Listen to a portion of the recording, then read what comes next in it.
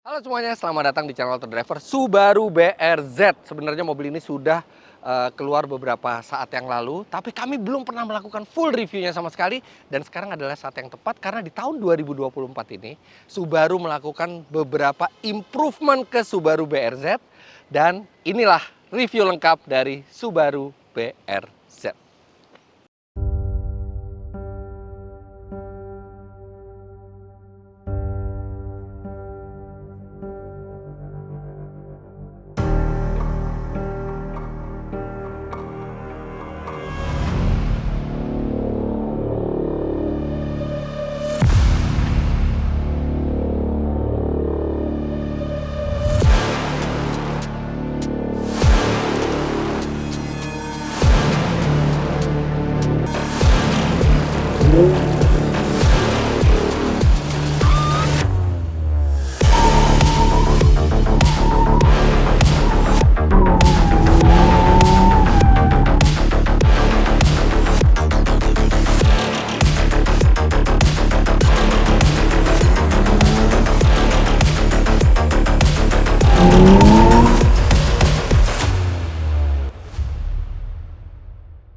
Sebelum kami melanjutkan review ini, kami ingin berterima kasih dulu ke J99 Max Drift Circuit di Karawaci, di mana kami melakukan syuting review ini. Ini adalah sirkuit drifting yang sangat proper di Indonesia, hasil kolaborasi antara Mas Gilang Joragan 99 dengan Akbar Rais. Bahkan di sini juga ada J99 XAR Drifting Academy yang sudah melahirkan banyak sekali drifter-drifter yang handal. Bahkan mereka juga melatih drifter-drifter wanita yang tadinya mungkin belum begitu paham mengenai drifting, tapi sudah sekarang memiliki prestasi yang baik di dunia drifting. Dan rasanya cocok sirkuit ini dijadikan opening untuk Subaru BRZ ini, karena Subaru BRZ adalah kembaran dari Toyota GR86. Ini adalah generasi keduanya, dan ini adalah generasi kedua dari kolaborasi Toyota dan Subaru di mobil ini. Generasi pertamanya itu juga sama, Subaru BRZ dan Toyota 86 itu mobil kembar, dan Toyota 86 kita tahu dilahirkan kembali oleh Toyota sebagai reinkarnasi dari Toyota AE86 yang seperti ini mobilnya, yang itu sangat melegenda di dunia drifting.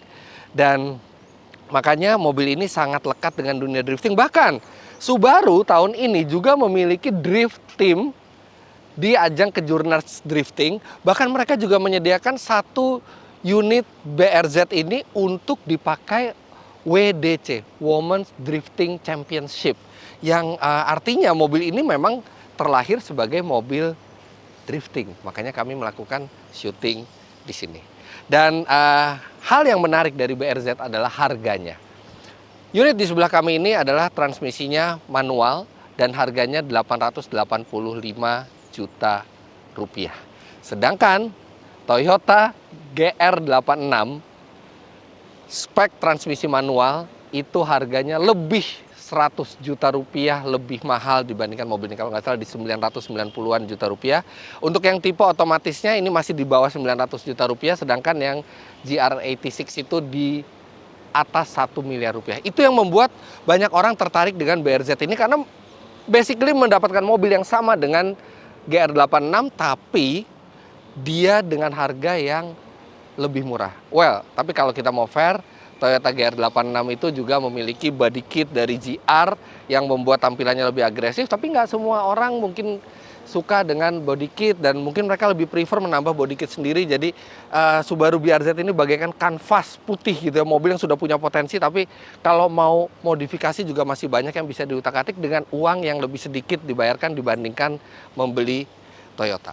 Kita sekarang berbicara dulu mengenai perubahannya dibandingkan generasi 1. Secara basis sebenarnya masih mirip dengan generasi 1, tapi Toyota dan Subaru melakukan perubahan bentuk dari bodinya, dari depan, samping, sampai belakang, sehingga dia terlihat lebih modern, dan dia terlihat lebih mulus semuanya.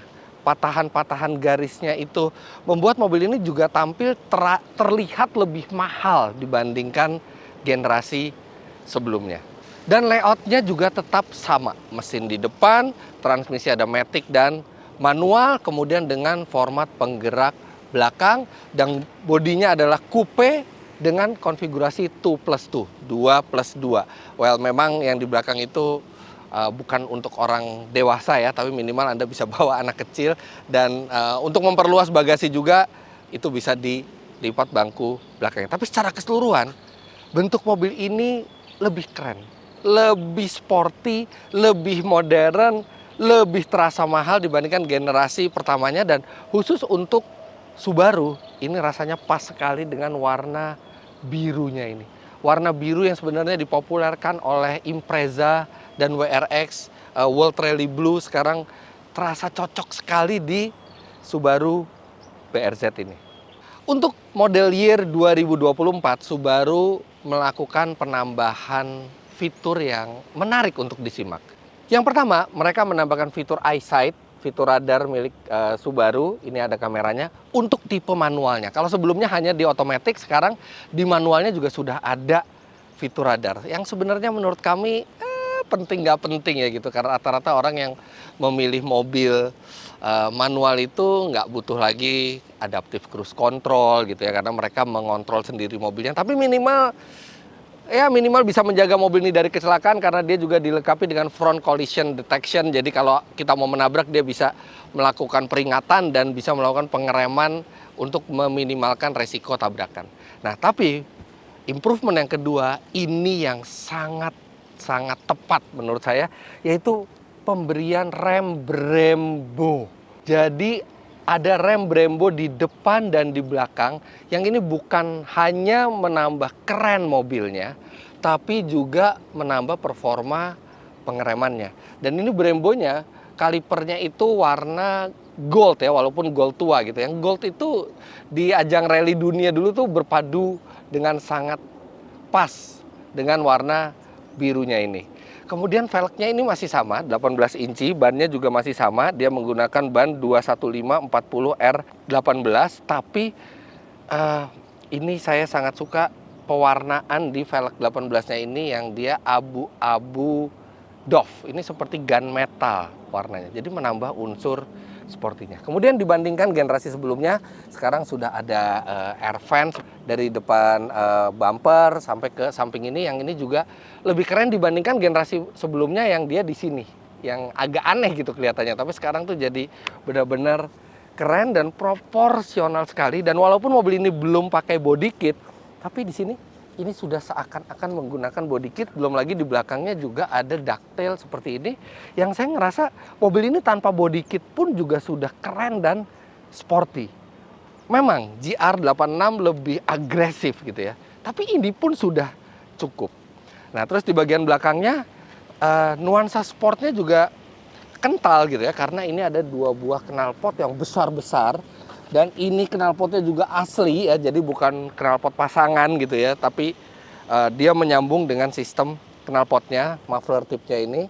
Dan ini menambah kesan yang agresif. Nggak ada yang salah dengan bentuk mobil ini. Dan faktanya lagi, ini adalah sport coupe yang paling terjangkau di Indonesia. Apalagi di harga 800-an juta rupiah Anda mendapatkan sport coupe penggerak belakang yang proper seperti ini. Panas.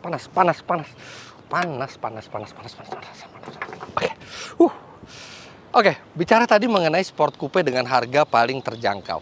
Memang ada mobil yang sporty lagi di harga yang mirip di 800 jutaan rupiah, yaitu Mazda Miata Targa. Tapi sebenarnya konsepnya berbeda. Kalau ini benar-benar pure coupe, sedangkan Mazda Miata itu dia lebih ke arah cabriolet. Dan satu yang membuat dia lebih menarik bagi sports enthusiast dibandingkan Mazda Miata adalah mesinnya. Ini adalah mesin buatan Subaru. Jadi boleh aja body mungkin banyak Toyota berperan di sana, tapi mesinnya ini Subaru karena dia adalah boxer 4 silinder, mesin kebanggaannya Subaru, dan kapasitasnya meningkat dibandingkan sebelumnya. Kalau sebelumnya itu 2000 cc dengan tenaga 200 HP, sekarang ditingkatkan menjadi 2400 cc dan tenaganya menjadi 235 PS, torsinya menjadi 250 Nm, serta secara power to weight ratio mobil ini secara signifikan lebih baik dibandingkan generasi sebelumnya. Sedangkan Mazda Miata kita tahu sekarang tenaganya besar tapi tidak sepadan dengan ini. Tenaganya itu dari mesin 2000 cc 4 silindernya itu adalah 181 HP, sedangkan ini di atas 230 HP. Jadi ini akan memiliki performa yang akan lebih baik dibandingkan rival yang harganya mirip, yaitu Mazda Miata Targa.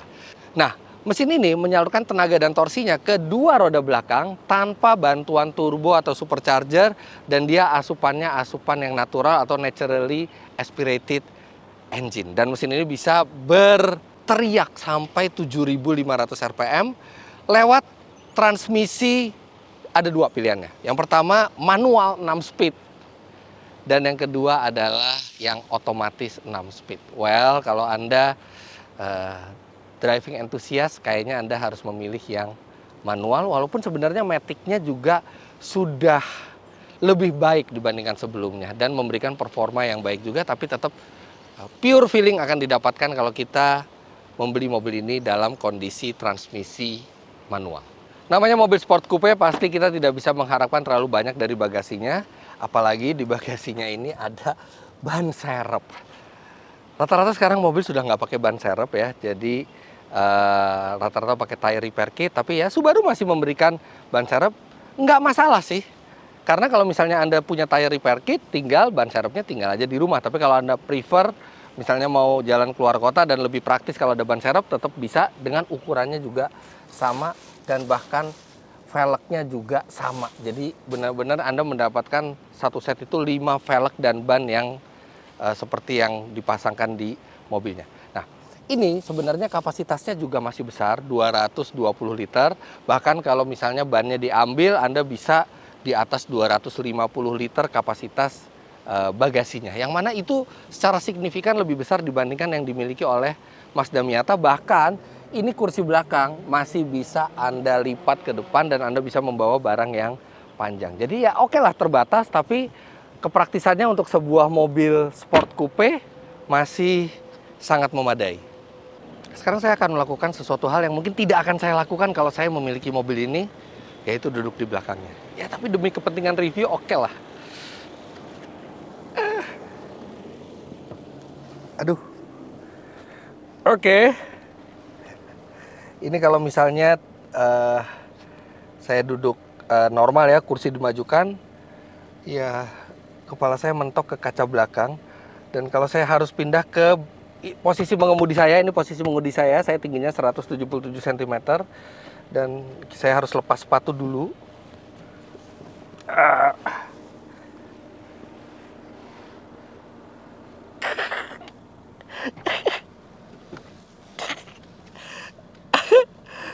Saya nggak bisa bawa kaki saya kalau mau duduk di belakang, masa mesti ditinggal di rumah, nggak ada tempat lagi sama sekali.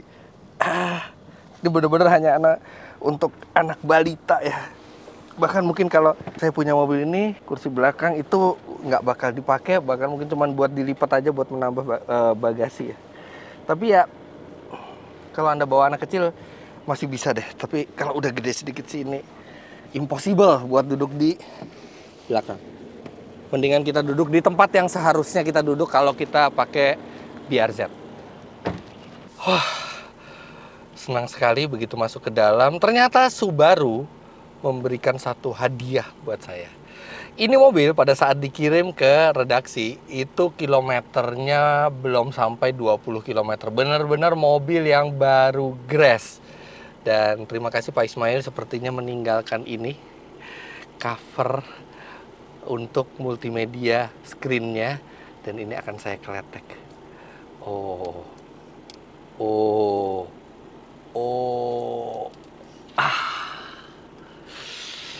Nikmat sekali. Kita akan taruh di sini. Oh ya, ini glove box-nya by the way lebih besar sedikit dibandingkan generasi sebelumnya, jadi cukup useful ya. Ini nggak kecil-kecil amat. Oke, kita akan bicara dulu dari hal yang paling esensial di mobil ini adalah posisi berkendaranya. Ini posisi berkendaranya spot on, benar-benar posisi berkendara mobil sport. Anda bisa duduk rendah dan setir juga bisa Anda atur tilt dan teleskopik, dan ini sempurna posisi berkendaranya. Yang bikin lebih sempurna lagi adalah visibilitasnya. Jadi visibilitas ke depan dan ke samping itu sangat memadai. Tapi yang istimewa adalah visibilitas ke belakang. Walaupun ini adalah sebuah mobil coupe gitu ya, tapi ternyata masih cukup lapang melihat ke belakang itu. Nggak yang terkesan sempit gitu, terkesannya lega gitu. Malah kaca itu nggak habis di satu spion ini tuh masih ada sisa kaca di kanan dan kiri, jadi ada rasa confidence. Kemudian dashboardnya juga nggak terlalu tinggi seperti mobil sport pada umumnya, bikin mobil ini asik dan rasanya langsung menggugah untuk dikendarai begitu kita masuk. Instrumen sekarang full digital dan Anda bisa ubah modenya.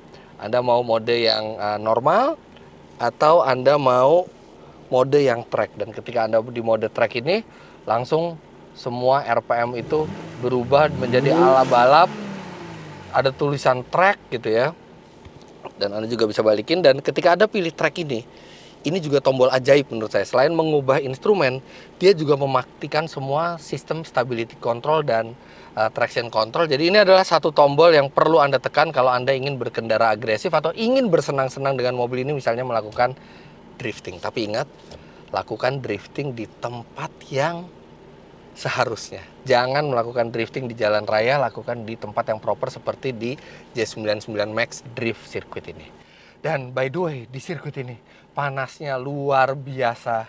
Ada berapa matahari? Satu sih, cuman panas.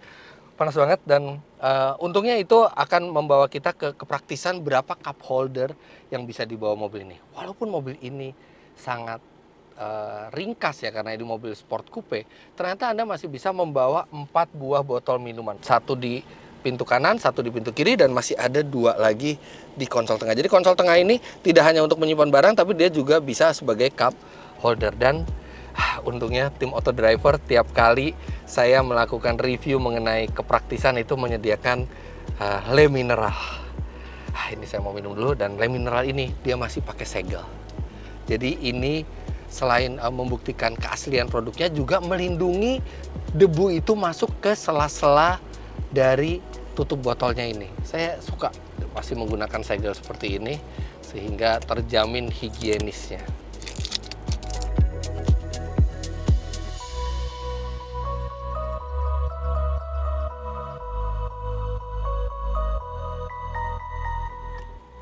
Segernya.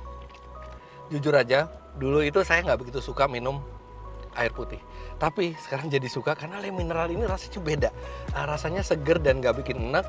Dan saya juga baru tahu ternyata rasa segar dari sebuah air mineral itu karena kandungan mineralnya. Dan le mineral juga mencantumkan kandungan mineralnya di tabel ini. Jadi beneran memang ini adalah sebuah air mineral yang bikin rasa itu jadi segar. Nah, kalau udah minum le mineral seperti ini, badan terasa jadi lebih enteng, lebih segar. Mau macet-macetan juga oke, mau jalan juga oke, tapi saya belum selesai review dalamnya. Oke, kita lanjutin lagi. Dan jangan lupa, sekeren apapun mobilnya, kesehatan tetap nomor 1, dan le mineral bisa menjadi teman setia kita untuk menemani hari-hari seru kita. Oke, kita sekarang lanjut lagi. Semua hal di mobil ini rasanya tuh sudah dipikirkan semuanya. Jadi tidak ada hal yang mubazir, yang percuma di sini. Semuanya berfungsi untuk menambah keasikan berkendara. Ini misalnya layar infotainment tidak terlalu besar, tidak yang menyita perhatian gitu. Secukupnya, tapi dia sudah bisa Apple CarPlay, sudah bisa Android Auto, dan dia masih dilengkapi dengan tombol-tombol fisik yang akan memudahkan pengendara untuk melakukan shortcut ke satu menu. AC ini masih tombol fisik semua, mudah untuk digunakan.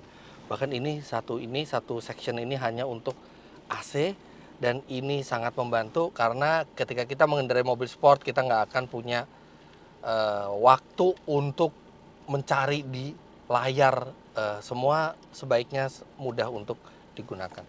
Rem parkir bukan rem parkir elektrik, tapi ini rem parkir manual yang akan membantu kita juga mestinya untuk drifting. Nice sekali.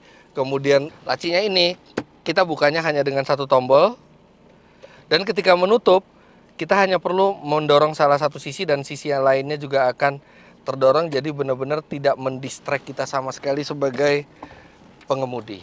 Kemudian transmisi manualnya itu ketinggiannya pas, dan aduh, ini rasanya sih enak sekali ya. Ini kalau belum saya bawa jalan ini, tapi rasanya enak sekali, presisi dan terasa mekanikal. Terasa mekanikal sekali. Tombol-tombol power window ditempatkan di posisi yang seharusnya, dan ini juga lurus dengan tangan. Jadi tangan itu pas gitu, lurus. Ini kabin yang sangat-sangat dipikirkan. Pemanas kursi ada di tengah sini. Ini adalah mungkin fitur yang paling tidak berguna di kabinnya, pemanas kursi ini. Setir, lingkar setirnya ini pas. Dia tidak terlalu kecil, tidak terlalu besar, dan genggamannya ini juga tidak terlalu besar gitu. Jadi Anda langsung serasa in control ketika Anda memegang setir mobil ini. Sangat-sangat pas dan ergonomis. Di setir sendiri ada 2 rangkaian tombol, yang kiri untuk audionya, sedangkan yang kanan ini untuk MID di layarnya. Dan juga mobil ini juga sudah dilengkapi dengan cruise control adaptif. Koplingnya, nggak berat sama sekali. Ini bisa hitungannya lumayan enteng ini. Dah, nggak sabar rasanya kita bawa mobil ini. Oke, kita langsung jalan. Sebelum kami menyampaikan tentang impresi berkendaranya, kami lajukan terlebih dahulu mobil ini ke SPBU Shell untuk diisikan bahan bakar berkualitas, yaitu Shell V-Power Nitro Plus. Shell V-Power Nitro Plus adalah bahan bakar beroktan 98 dengan standar Euro 4 yang menjadikan mesin lebih bertenaga dan akselerasi lebih cepat. Performa kendaraan pun tetap maksimal, baik dalam kondisi jalan yang lancar maupun saat terjadi kemacetan. Teknologi baru Shell V-Power Nitro Plus dirancang untuk membersihkan 100% endapan di bagian vital mesin dan mencegah terjadinya penumpukan endapan di masa mendatang, serta memberikan perlindungan tak terkalahkan dari korosi. Shell V-Power Nitro Plus, mesin lebih bertenaga, akselerasi lebih cepat. Nah, semakin sering Anda mengisi bahan bakar di SPBU Shell, maka Anda juga bisa mendapatkan lebih banyak lagi poin program loyalitas Shell Go Plus yang bisa Anda manfaatkan untuk diskon pembelian bahan bakar di pengisian berikutnya. Ayo segera download aplikasi Shell Asia dan lakukan registrasi member Shell Go Plus untuk mendapatkan semua manfaatnya. Let's go!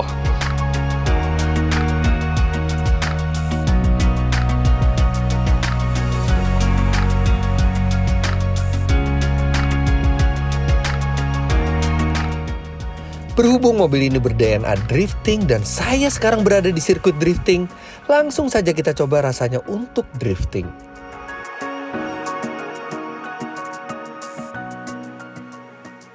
Nah, ini sebelum memulai drifting, itu kita harus pencet tombol stability control dan track itu bersamaan dalam waktu yang lama, baru mati semua sistemnya.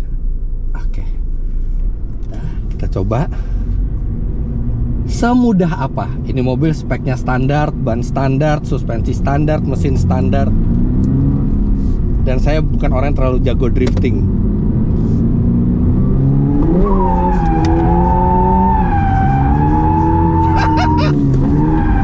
Ini gampang sekali.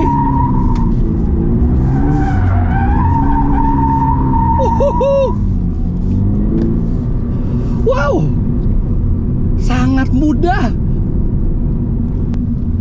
Jadi ini mobil dalam keadaan standar saja sudah layak untuk melakukan drifting. Wow, terasa sekali memang sasisnya diciptakan untuk hal seperti ini.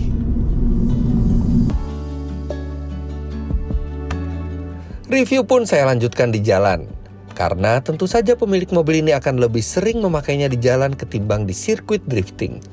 Dan wow, ternyata di jalan raya sekalipun mengendarainya sangat bikin ketagihan.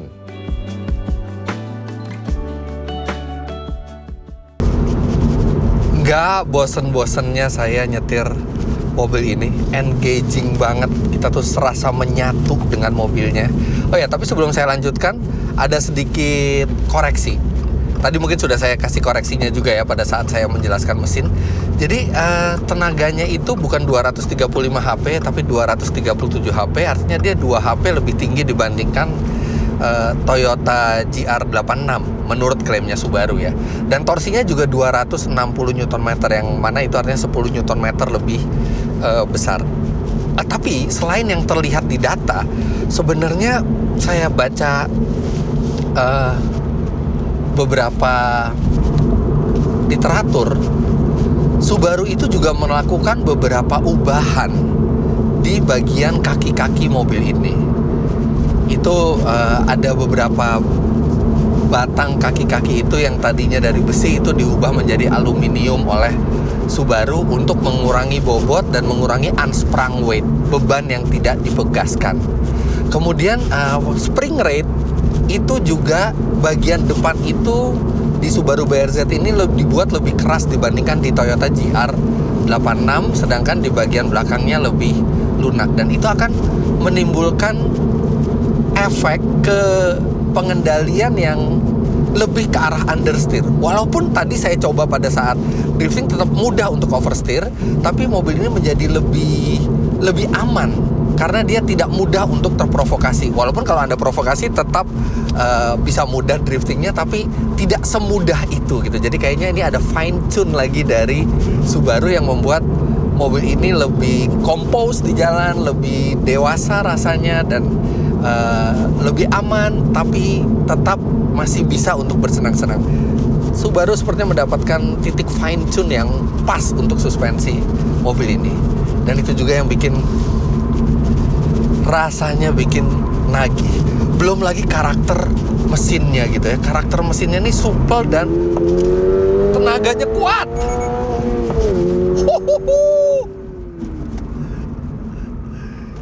Itu walaupun dia naturally aspirated engine, tapi tenaga torsi maksimal itu sudah keluar dari 3000-an RPM. Jadi di gigi berapapun itu Anda akan merasa tenaganya itu kuat. Dan ketika Anda mau menghabiskan RPM-nya untuk akselerasi maksimal,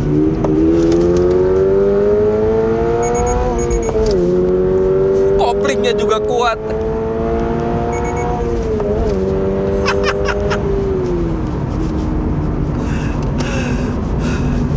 Bantingan suspensinya sendiri, oke, dia harus ke arah keras karena bagaimanapun juga dia mobil sport yang harus memiliki pengendalian yang bagus. Tapi ini masih masuk akal untuk dipakai sehari-hari, untuk dipakai di jalan yang selain jalan tol, jalan yang agak tidak rata juga masih memadai gitu. Bukan keras yang membuat tulang itu jadi sakit, nggak sama sekali. Tuh, lewat. Teredam dengan sangat baik. Nggak ada bosan-bosannya nyetir mobil ini.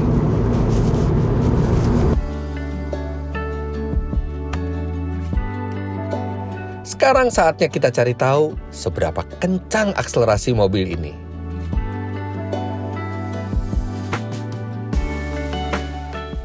Oke, sekarang langsung kita coba aja. Oke, kita tinggal masuk ke track mode. Ini otomatis langsung instrumennya berubah dan traction control itu off. Kita matikan AC. Wow, dia juga nggak ada soft limiternya ya. Oke, kayak drag race zaman dulu nih pakai manual.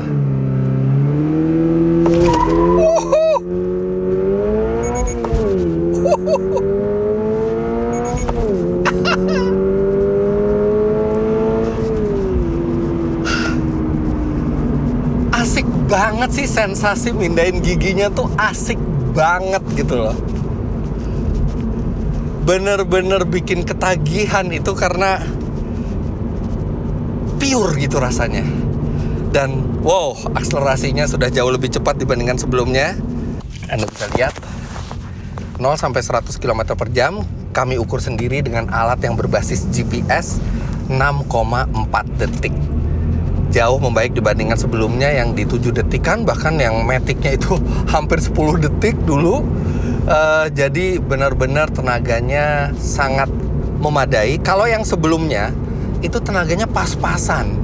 Makanya kita butuh momentum yang kencang gitu ya untuk bisa mobil itu drifting, atau kalau enggak cuma bikin donat aja pakai gigi satu gitu. Ada lainnya itu terasa pas-pasan. Tapi kalau yang sekarang di sini terasa sangat memadai, bahkan ya sedikit berlebih powernya.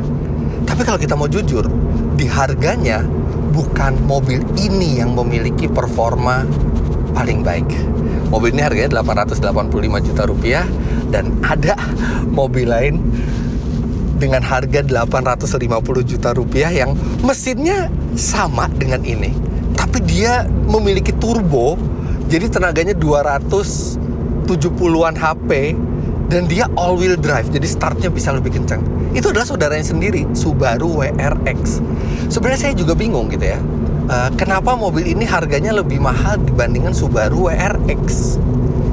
Bukan cuma di Indonesia ya, dibandingkan WRX yang manual ini lebih mahal. Apa karena bodinya sport coupe ya, mungkin lebih mahal untuk biaya pembuatannya dibandingkan WRX yang sedan gitu. Atau mungkin karena mobil ini kerja sama Toyota, jadi mungkin ada perhitungan bisnis yang lain sehingga harganya lebih mahal, saya nggak tahu. Tapi yang jelas ini mobil bukan yang terkencang di harganya, bukan yang paling bertenaga di harganya, tapi rasanya tetap bikin ketagihan. Raungan mesin naturally aspirated itu yang benar-benar tanpa bantuan turbo, tanpa bantuan supercharger, tanpa torsi instan dari tenaga elektrik, itu berusaha secara mekanikal melajukan mobil ini, dan itu rasanya memuaskan sekali. Serasa tuh Anda dan mesin mobil ini tuh bekerja sama untuk melajukan mobil ini secara cepat. Kalau mobil elektrik tuh rasanya Anda seperti penumpang aja, biar torsi instan elektriknya itu yang melajukan semua. Turbo juga gitu, Anda gaspol, Anda tunggu lag-nya, begitu turbonya masuk, ya udah Anda seperti penumpang. Tapi di sini seperti Anda terlibat dari awal, Anda memindahkan gigi, Anda melepas kopling. Bukan yang paling cepat, tapi lebih cepat dibandingkan sebelumnya. Dan setiap detiknya ketika Anda akselerasi itu akan memberikan rasa kepuasan. Sebetulnya, konsumsi BBM bukanlah pertimbangan utama orang membeli mobil ini. Tapi karena ini sebuah review lengkap, ya kami akan tes sesuai dengan standar auto driver.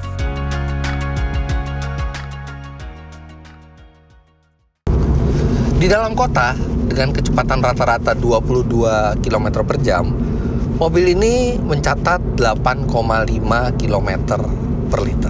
Ya oke lah, wajar. Walaupun mobilnya compact, tapi dia mesinnya besar, 2400 cc. Dan mesin Subaru yang Boxer ini memang tidak terkenal sebagai mesin yang hemat. Untuk tolnya sendiri lumayan, karena dia 6 speed, jadi RPM juga tidak terlalu tinggi ketika Anda cruising. Ketika Anda cruising di 100 km per jam, RPM itu sekitar 2800 RPM. Dan ketika Anda lajukan konstan di 90 km per jam di gigi 6, mobil ini bisa menghasilkan 15,4 km per liter.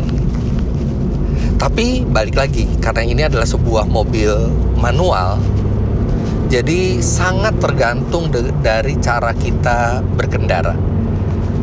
Karena perpindahan gigi itu juga sangat mempengaruhi konsumsi bahan bakar.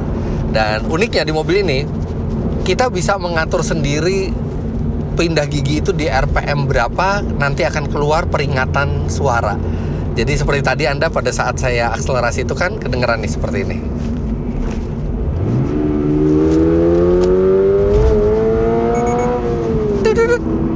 Nah, itu dia memberitahu bahwa harus pindah gigi, dan itu bisa kita atur. Bisa juga cuman 2500 RPM, 3000 RPM itu bisa kalau Anda ingin menyetir hemat. Tapi ya nggak ada poinnya sih menyetir hemat dengan mobil ini, karena yang kita cari dari mobil ini adalah fun-nya. Makanya saya letakkan peringatan itu di 7500.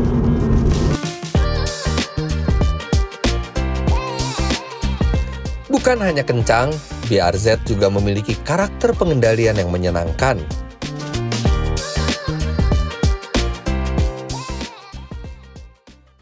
Di generasi sebelumnya, Subaru BRZ itu memakai ban yang tipis.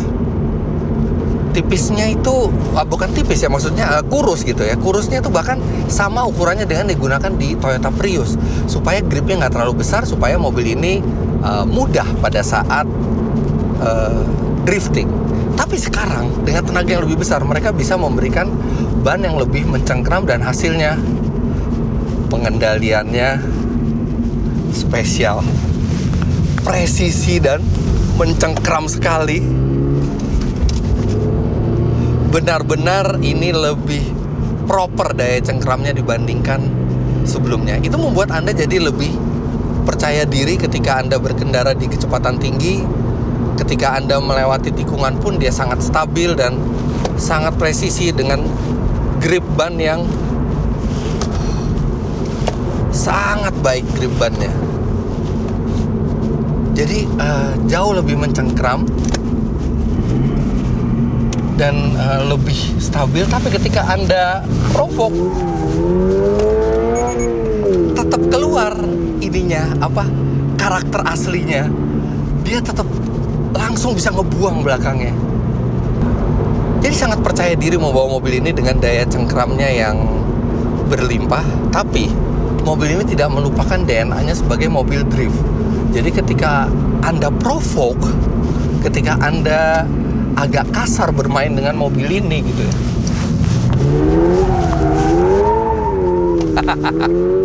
dia tetap bisa langsung keluar aslinya. Jadi mobil ini mau dipakai drift bisa, mau dipakai untuk time attack di sirkuit juga jauh lebih proper dibandingkan sebelumnya. Dan satu lagi yang impresif dari mobil ini adalah remnya. Rem Brembo ini benar-benar karakternya seperti rem mobil balap. Apalagi rem Brembo dipadu dengan ban yang mencengkram. Jadi ketika Anda injak rem, jeruan itu sesaat pindah ke depan semua. Saya harus balik-balikin dulu. Remnya luar biasa.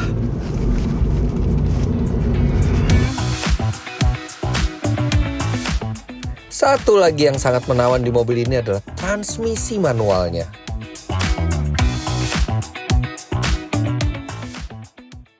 Transmisi manual di mobil ini sangat memuaskan. Perpindahannya itu presisi, beratnya itu pas, dan ada klak-klak-klak-klaknya. Ini salah satu yang terbaik di rentang harganya, atau di kelas mobil sport bahkan. Dia itu setara rasanya dengan transmisi manual yang dimiliki oleh GR Yaris, setara juga dengan transmisi manual yang dimiliki oleh Mazda Miata, dan definitely lebih bagus rasanya, lebih memuaskan rasanya dibandingkan transmisi manual yang dimiliki oleh Subaru WRX. Yes, saya punya Subaru WRX manual dan saya berani bilang bahwa rasa perpindahan giginya tidak sememuaskan ini.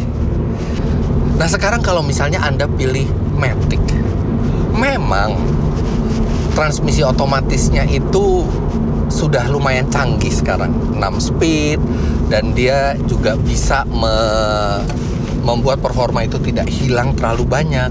Tapi yang Anda hilangkan cukup banyak adalah esensi keasikan berkendara dari mobil ini. Rasa perpindahan giginya Anda akan kehilangan. Ya memang kalau di kemacetan Anda menjadi lebih nyaman. Tapi ini walaupun bisa dipakai sehari-hari, ini bukan mobil yang harus ideal untuk sehari-hari. Tapi mobil ini harus ideal ketika Anda pakai bersenang-senang. Dan cara untuk mengoptimalkan rasa dari mobil ini ya salah satunya dengan memilih transmisi yang manual, bukan matic. Mobil ini benar-benar memanjakan Anda yang hobi menyetir. Tapi memang ada beberapa hal yang agak mengganggu. Tuas cruise control dari mobil ini bentuknya sangat-sangat enggak banget gitu. Di sini dia tidak terintegrasi di tombol di setir, tapi dia seakan terpisah, ada batang terpisah seperti ini. Ini adalah konsep desain dari Toyota sejak puluhan tahun lalu, kayaknya sejak 20 tahun lalu Toyota itu meletakkan cruise control di sini nggak cocok sama sekali untuk di mobil sport seperti BRZ. Mestinya ditempatkan di tombol setir. Kemudian yang berikutnya adalah sennya. Saya nggak pernah suka dengan desain sen terbaru dari Subaru karena dia itu digital turn lamp. Jadi dia balik lagi ke posisinya. Jadi Anda secara sentuhan Anda nggak akan langsung tahu ini sebenarnya sennya lagi ke kanan atau ke kiri. Anda harus lihat indikator. Dan untuk kembaliinnya Anda harus memencet setengah seperti ini ke arah yang berlawanan. Bahkan kalau terlalu keras akan pindah sennya ke arah yang berlawanan. Jadi ini bukan sen yang paling mudah untuk digunakan. BMW pernah menggunakan seperti ini di tahun 2000-an akhir ya, dari 2005-an gitu ya. Mereka menggunakan sen seperti ini dan mereka memutuskan tidak melanjutkan lagi sen yang seperti ini. Kemudian yang berikutnya, mungkin Anda mendengar suara raungan mesin yang menarik pada saat saya melakukan akselerasi tadi, tapi itu hanya dari dalam, karena ada fake sound-nya dari audionya. Tapi kalau dari luar, suara knalpotnya seperti ini. Saya akan tinggalkan device-nya di sini.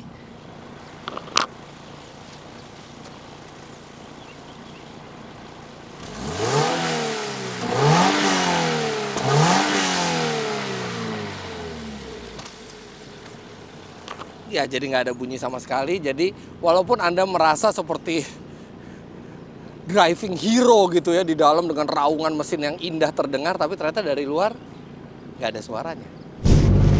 Dan satu lagi yang sangat disayangkan tidak hadir di mobil ini adalah rev matching. Rev matching itu adalah auto blipper yang jadi ketika kita berpindah gigi dari gigi tinggi ke rendah, dia akan secara otomatis menambah gas, menambah RPM pada saat kita menginjak kopling supaya pada saat kita lepas itu match. Jadi itu seperti menirukan heel and toe ketika kita balap. Dan sekarang di mobil-mobil manual yang sport gitu ya, itu sudah ada di GR Yaris, ada di Civic Type R ada. Tapi memang di BRZ dan GR86 itu belum ada. Itu padahal akan menambah keasikan berkendara. Dan auto rev itu bisa dimatikan, bisa dinyalakan gitu ya. Jadi kalau nggak suka auto revnya tinggal dimatikan. Tapi kalau ada auto rev itu akan menambah keasikan dan akan menambah kemudahan kita berkonsentrasi ketika di sirkuit. Entah kenapa itu bukan teknologi canggih lagi, bukan teknologi mahal lagi, dan rasanya akan bikin mobil ini lebih menyenangkan lagi ketika ada fitur tersebut.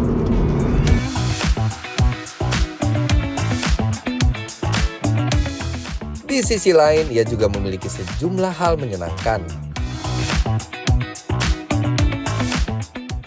Yang pertama, mobil ini punya satu mode di layar MID-nya yang menunjukkan kurva torsi dan tenaga. Memang dia bukan tenaga aktual dan torsi aktual, tapi dia memberitahukan torsi maksimal dan tenaga maksimal kurvanya seperti apa. Jadi kita tahu kita harus di RPM berapa untuk mendapatkan performa yang optimal gitu. Ini nggak pernah ada di mobil lain gitu. Tapi jadi saya tahu, oh ya torsinya cukup rata, artinya kira-kira kalau saya lari 80, saya mau akselerasi cukup dari gigi 4 karena itu di torsi maksimal di kira-kira 3200 RPM. Dan memang jadi kuat tenaganya. Jadi menyenangkan gitu. Kita tahu kondisi mesin di torsi maksimalnya. Nah, kemudian hal kedua, ini mobil diciptakan sebagai mobil sport. Dan Subaru tahu itu. Ya, Subaru dan Toyota sebenarnya, karena mereka bikin mobil barengan. Dan mereka tidak lagi memberikan mode berkendara. Ada eco mode, itu tidak ada.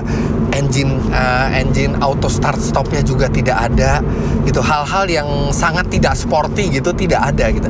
Jadi kita mau kapanpun berkendara itu kita selalu mendapatkan mode mesin yang paling optimalnya gitu.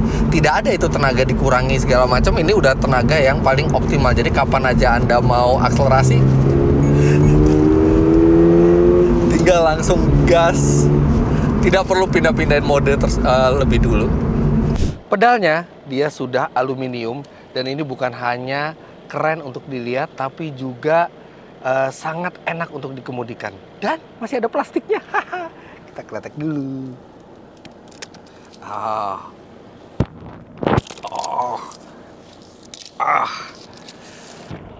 Lantas last but not least adalah kursinya. Ini kursi ada mirip-miripnya dengan kursinya GR Yaris ya, tebal-tebalnya bentuknya, dan ini kursinya sangat-sangat nyaman dan suportif. Dipakai buat di trek, dia akan menjaga badan Anda supaya tidak terlempar, tapi dipakai untuk perjalanan jauh juga dia sangat nyaman.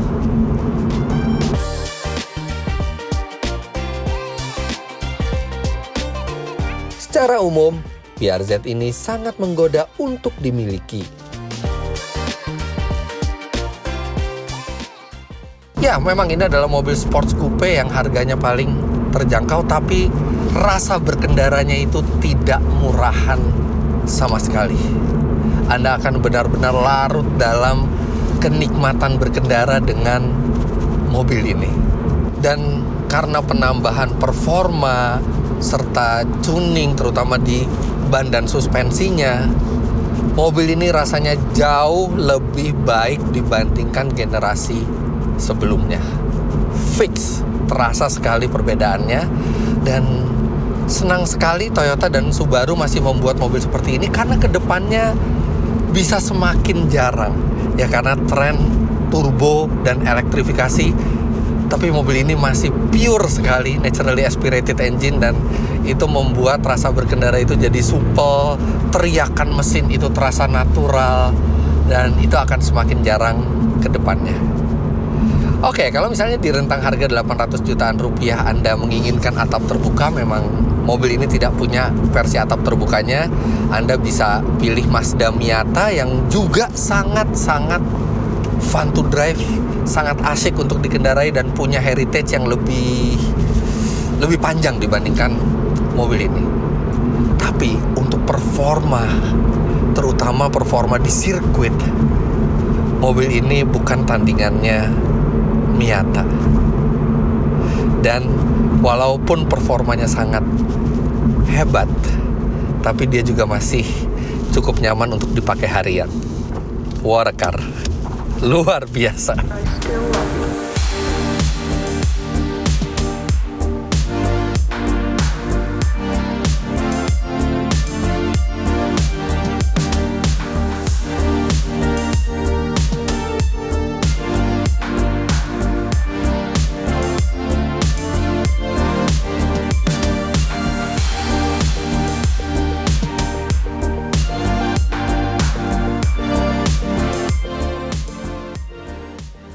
Ya, jadi begitulah hasil review kami terhadap Subaru BRZ ini.